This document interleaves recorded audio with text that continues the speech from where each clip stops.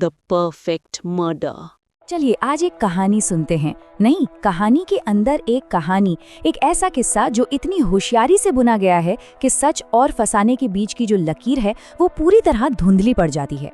हम आज एक ऐसे ही दिमागी खेल की परतों को खोलने जा रहे हैं।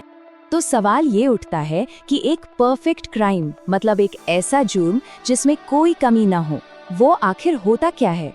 यही सवाल इस पूरी कहानी के दिल में है और एक ऐसे साइकोलॉजिकल गेम की नींव रखता है जो अब हमारे सामने खुलने वाला है।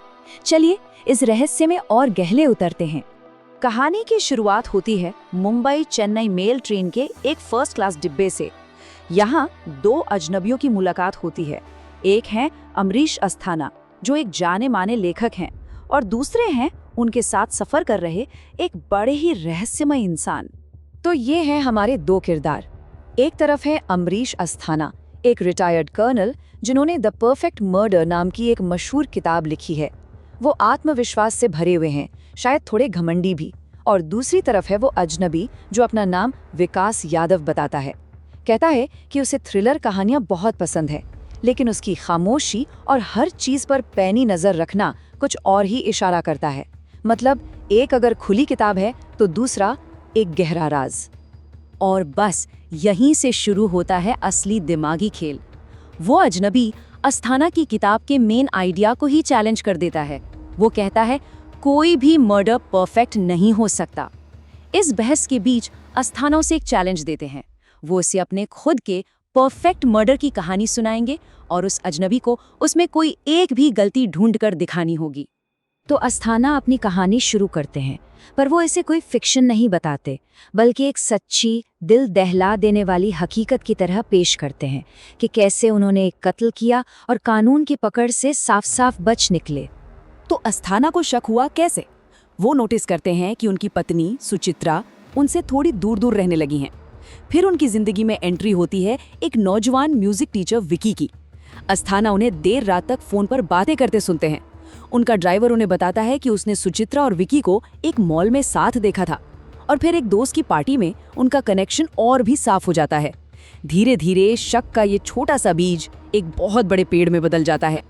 और फिर अस्थाना को मिलते हैं वो सबूत जो उनके शक को यकीन में बदल देते हैं। पहला, जैसा कि हम देख सकते हैं, उन्हें अपनी पत्नी के फ़ोन पर एक अनजान नंबर से 39 मिस्ड कॉल्स मिलती हैं। जब वो उस नंबर पर कॉल बैक करते हैं तो फ़ोन विक्की उठाता है। दूसरा, उन्हें ब्लू लैगून होटल का एक रजिस्टर मिलता है जिसमें कमरा नंबर 307 के आगे सुचित्रा और विक्की के नाम लिखे होते हैं। बस इन सबूतों के बाद वो आखिरी फैसला कर लेते हैं, विक्की को मरना होगा। यहाँ हम देखते हैं कि अस्थाना का प्लान कितना ठंडा और कैलकुलेटेड था। स्टेप 1, विक्की को न्यू ईयर पार्टी में एक प्राइवेट क्रूज बोट पर डीजे बनने के लिए इनवाइट करना। स्टेप 2, आधी रात के बाद उसे बोट के एक अंधेरे सुनसान कोने में ले जाना। स्टेप 3, वहाँ उससे आमना सामना करना, पहले से छिपाई हुई लोहे की रॉड से हमला करना और फिर गला घोंटकर उसकी जान ले लेना। और आखिरी स्टेप, लाश को तार की जाली में लिपटे एक भारी पत्थर से बांधकर गहरे पानी में फेंक देना। और बस कहानी खत्म करके अस्थाना बड़े हुरूर से कहते हैं, no body, no evidence, no case.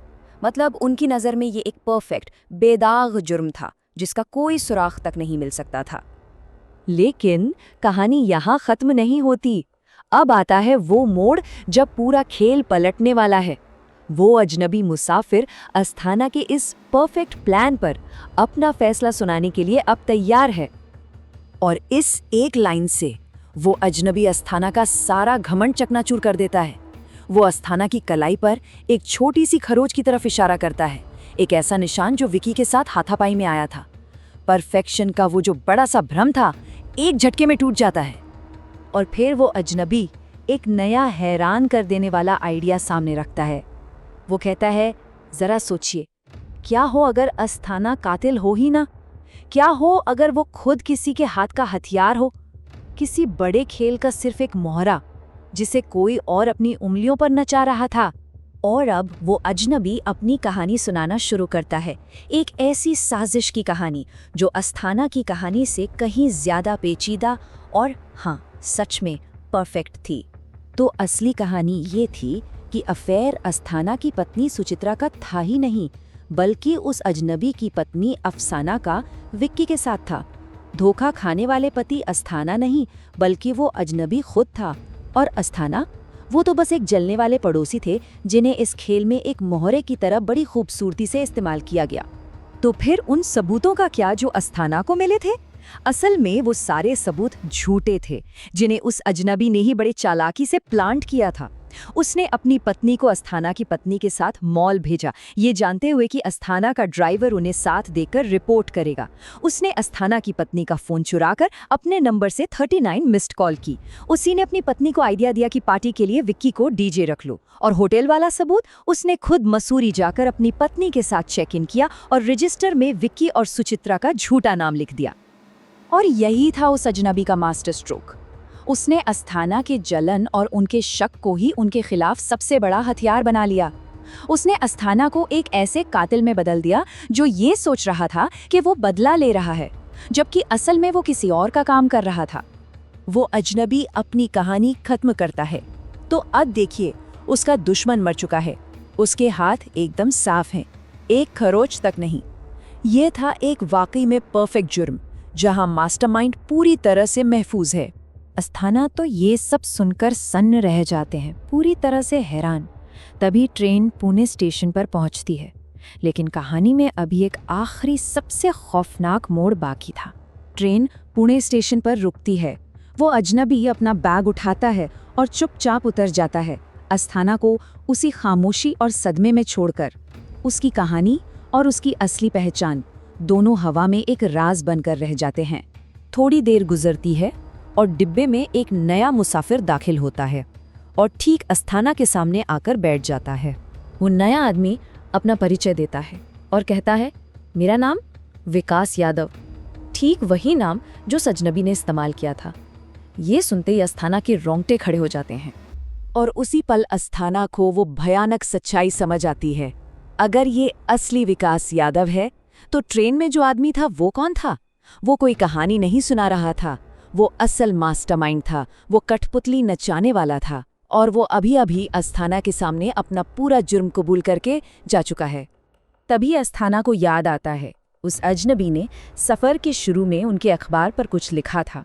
वो कांपते हाथों से अखबार उठाते हैं और उस पर फीकी स्याही से एक संदेश लिखा था। तो आखिर में कहानी बस इतनी सी थी। ये उसके लिए छोड़ा गया आखिरी ठंडा तंज था। तो आखिर में सवाल यही बचता है कि एक परफेक्ट जुर्म क्या है? वो जो कभी सुलझता नहीं, या फिर वो जिसमें कातिल आपके सामने बैठकर आपको सब कुछ बता दे और आप चाह कर भी उसका कुछ भी नहीं बिगाड़ सकते। उम्मीद है आपको ये कहानी पसंद आई होगी और ऐसी ही कहानियों के लिए ज़ेनोरा को सब्सक्राइब करें, लाइक करें। अभी के लिए बाय बाय, फिर मिलेंगे।